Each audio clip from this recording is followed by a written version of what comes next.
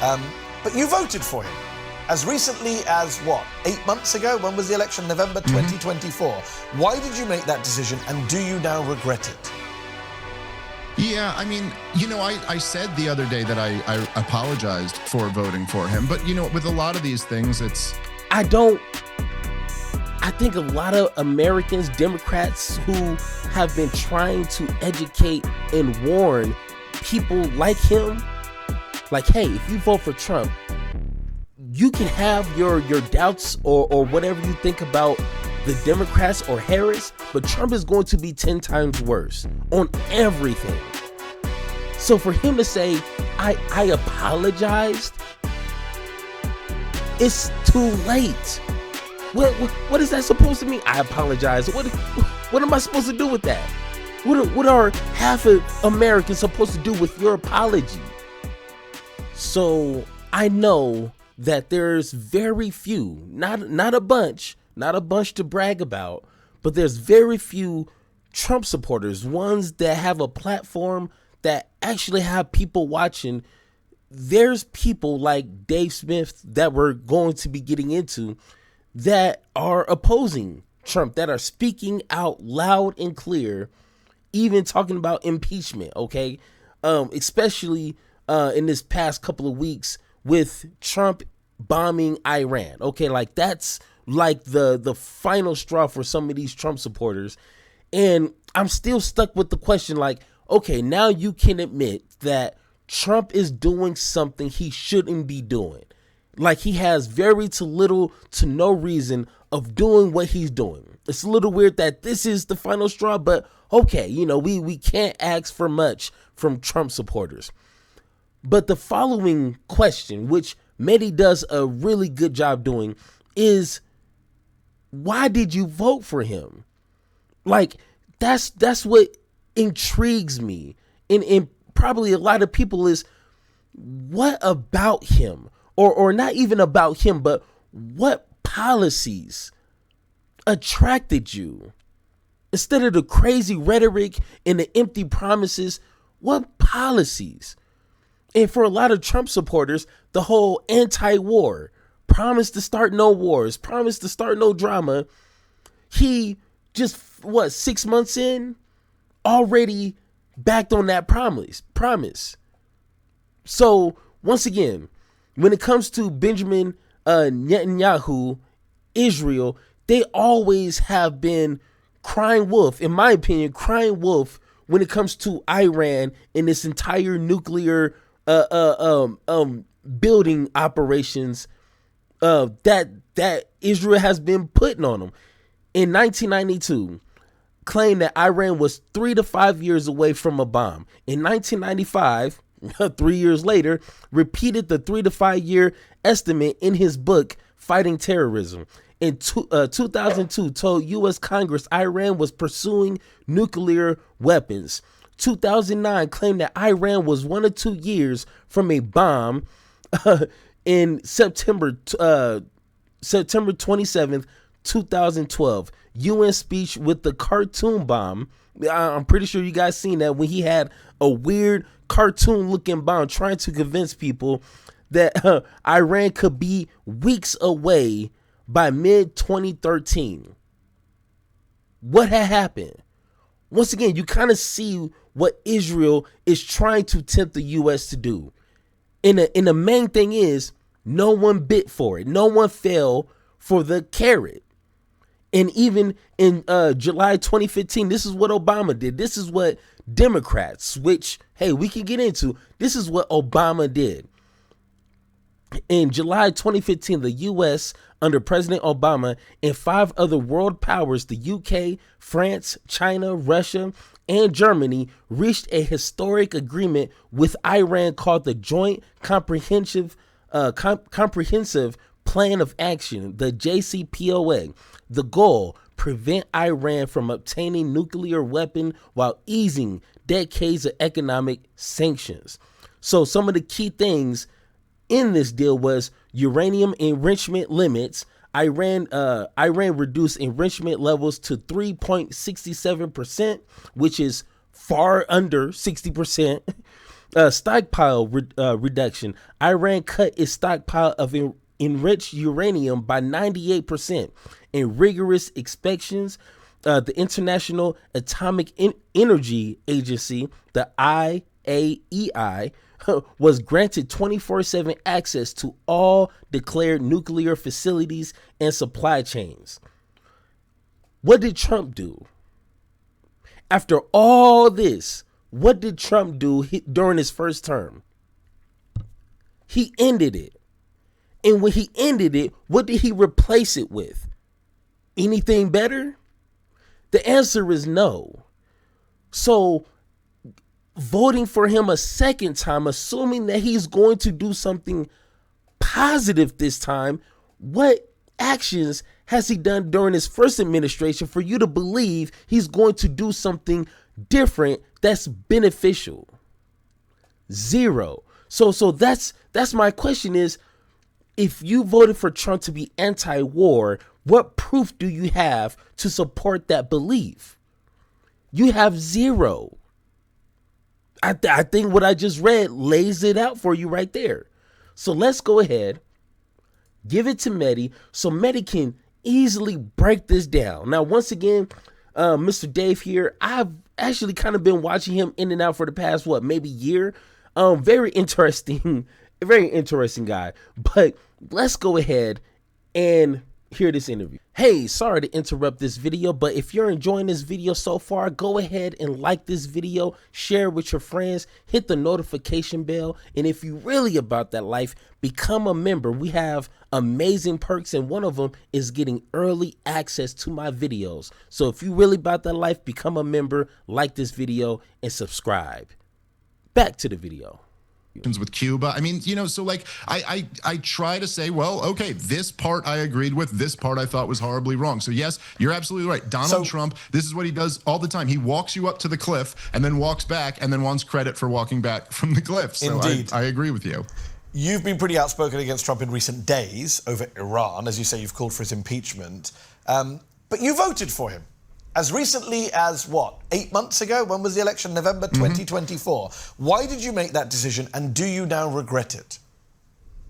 Yeah, I mean, I said the other day that I apologized for voting for him. But, with a lot of these things, it's... Okay, we got to take our time here, okay? Once again, this is my YouTube channel. I do as I will, okay? I need to break this down.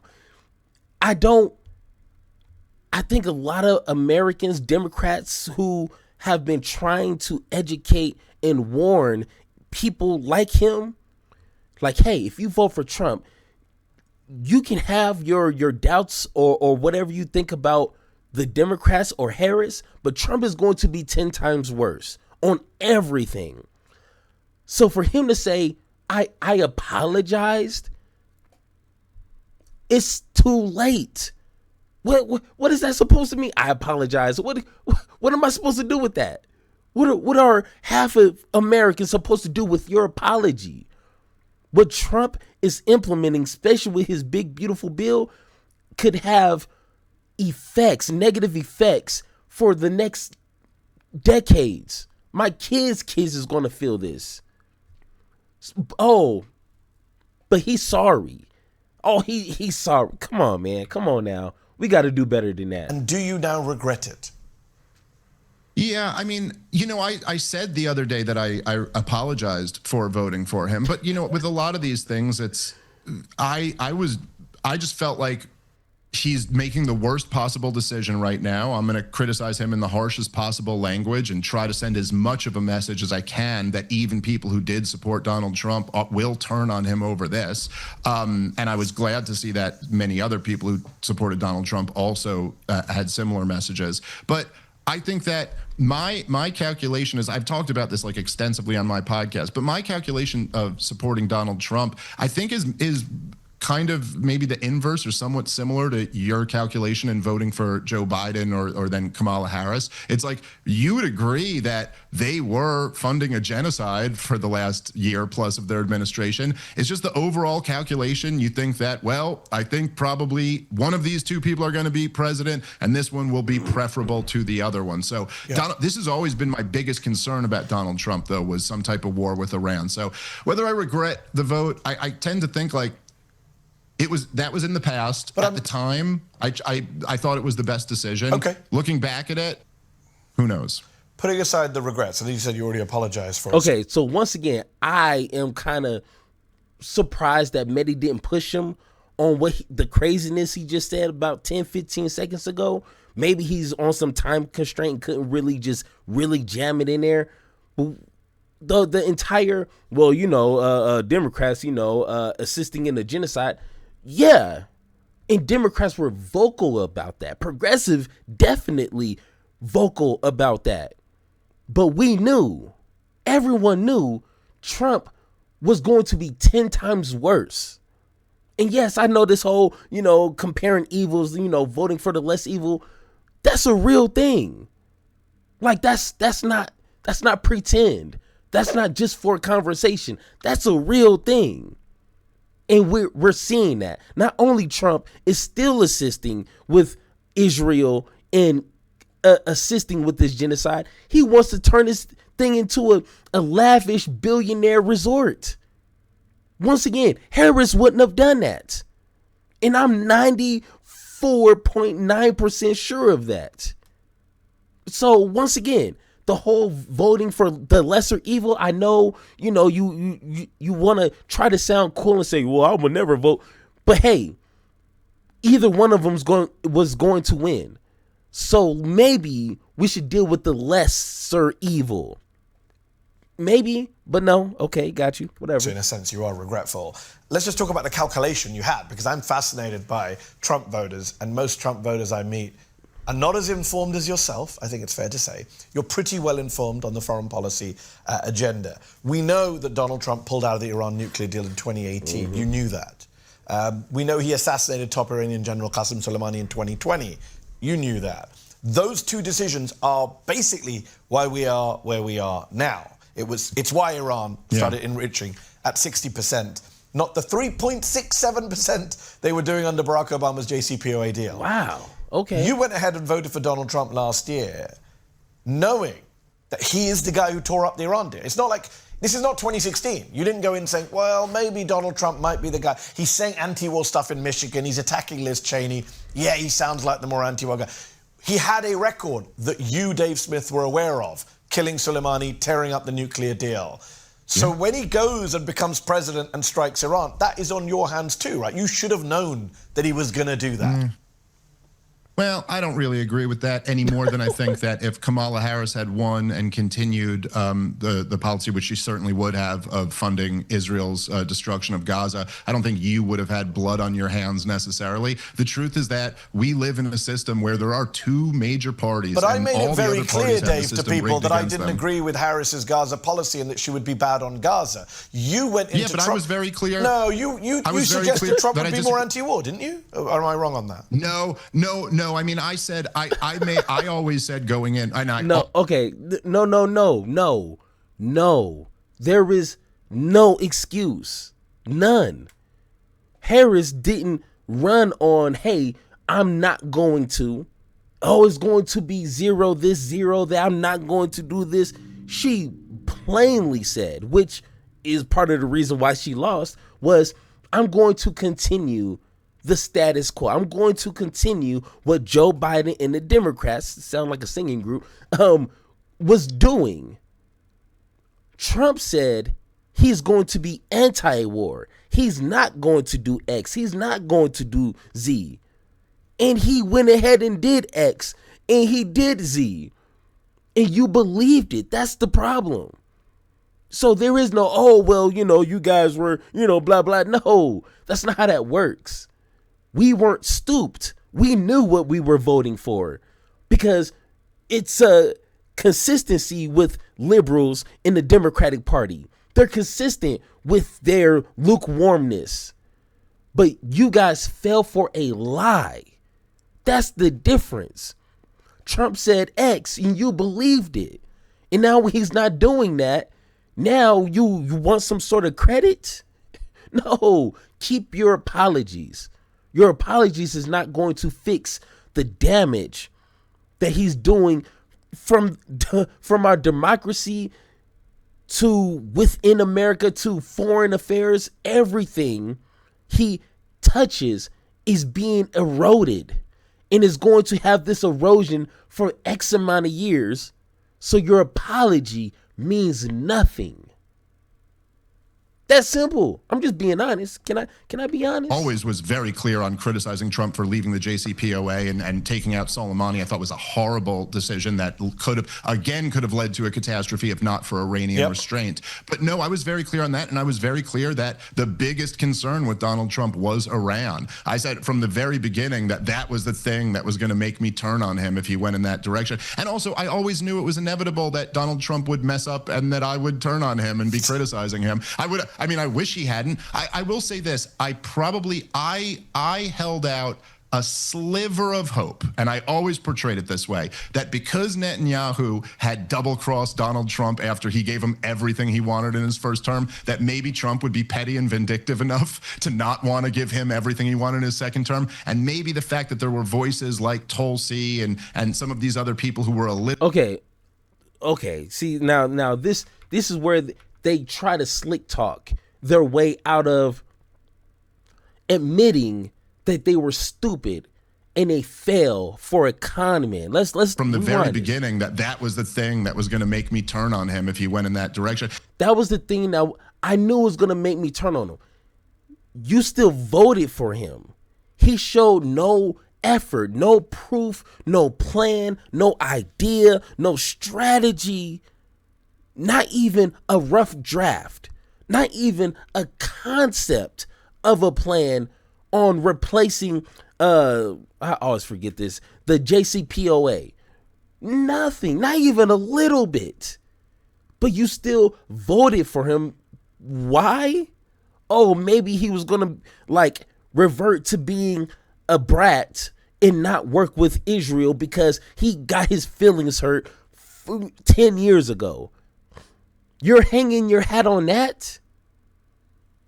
And this guy's supposed to be some sort of foreign affairs intellectual. Really? That's your excuse? And also, I always knew it was inevitable that Donald Trump would mess up and that I would turn on him and be criticizing him. I wish he hadn't. I will say this. I held out a sliver of hope, and I always portrayed it this way, that because Netanyahu had double-crossed Donald Trump after he gave him everything he wanted in his first term, that maybe Trump would be petty and vindictive enough to not...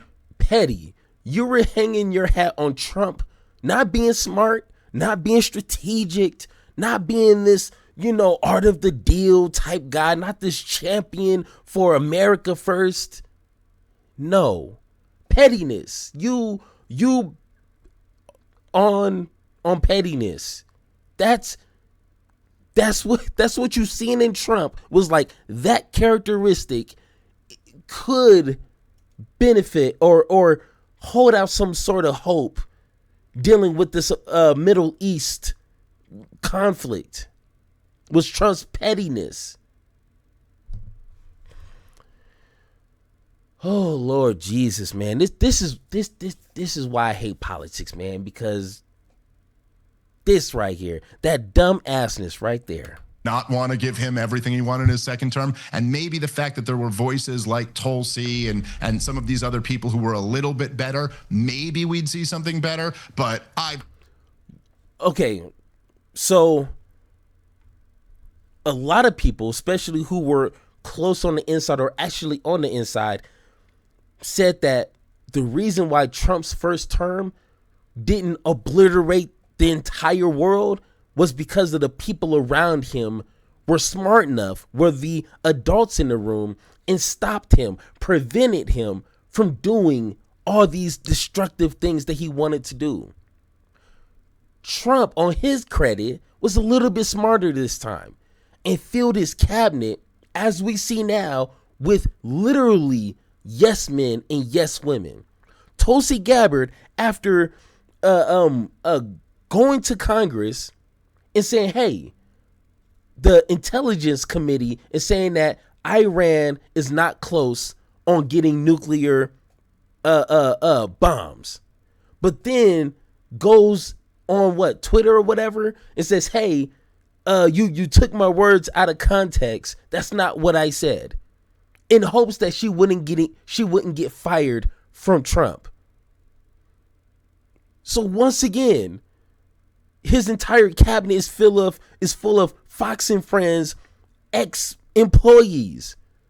So what smart people in the room were you counting on Trump leaning on? Don't worry, I got plenty of time. Let me know in the comments. Let me know. I always knew that he was going to end up disappointing. Let's talk about Gaza for a minute. You are Jewish. Okay, yeah. Let's not, man. I done listened to this entire interview and it's nothing special. It's just the same excuses to try to save face some reason. And like I said before, if you think Harris would have done the same things to a certain extent, on a lot of things, I probably would even agree with you. She probably wouldn't do some things that we would want her to do, and she probably would continue to do things we wouldn't want her to do. I get that. But every single example you can give Harris doing or not doing, I guarantee you, we have seen Trump do that 10 times worse. When it comes to immigration, yes, Harris would have continued, just like Biden, deporting illegal immigrants. Joe Biden actually did deport, like on an average 300 something a day. Harris probably would have continued that. But what Harris wouldn't have done is disappear people and disregard their constitutional rights. And you know how I know that? Because Democrats, liberals, have a consistency when it comes to how they govern. That's simple. When it comes to starting tariff wars for no reason, you negotiate, not just put blanket tariffs on every single country, turn them on and turn them off and turn them on and turn them off. Harris wouldn't have done that. When it comes to cutting Medicaid and social services, Trump said he wasn't going to do it, then he does it. Harris wouldn't have done it. And once again, sending military soldiers on U.S. soil in U.S. cities. Need I say more? But once again, if you disagree with me, I have a Discord. I have an open door policy for people who disagree with me.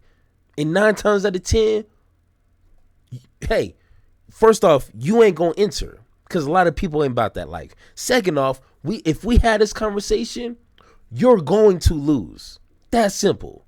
I'm saying it now. But once again, guys, hey, thank you for watching. If you made it this far, thank you. I appreciate you. If you agree with anything I said in this video, or if you disagree, let me know in the comments down below, or hit that Discord button so me and you can have that one-on-one talk. And like always, let's have that conversation. I've been wanting this shit forever. I've been in the field with whatever they throw at me. Brush it off, pick myself up, moving on to the better. Hey. Ain't no errors, baby, it's a new era. I wake up early, feeling rich like I'm Kesha. I get to the paper, boy. Extra, extra.